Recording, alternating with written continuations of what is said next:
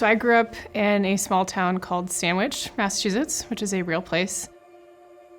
I remember calling my dad walking home from class one day, and I mentioned, maybe I'll be a math teacher. He said, that's great, whatever you want to do, I just want you to be the best at it, no matter what it is. But I would like you to try a computer science class. He thought I'd be good at it, given my interests. Post-grad, I worked some odd jobs. During that time, I just kept thinking about building websites, and that's something I really want to do.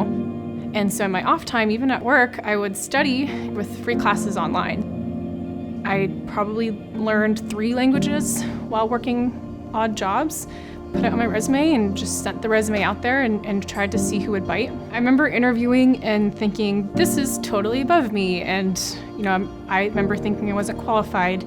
And I'm sure many people feel like that as well. And I tried my best.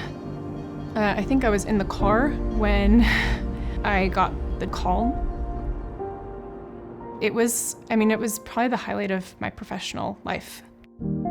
I remember calling my dad. Felt like that was great news to bring to him. And he handed the phone to my Nana, and she goes, is that the computer company? And I go, yes, that is the computer company.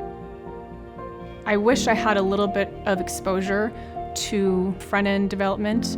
A lot of schools are teaching back-end, but it's not very visual. Front-end is what the user sees. It's the colors, it's the shapes, it's the font, it's the size. I've learned a lot about how you build a global product in order to serve people from all different walks of life, whether it's a language that reads left to right or right to left, whether it's about being accessible for everybody to read what you put on a screen. I'm pretty proud of the studio that I work in because we are actively seeking out non-traditional education hires, and that means a lot to me.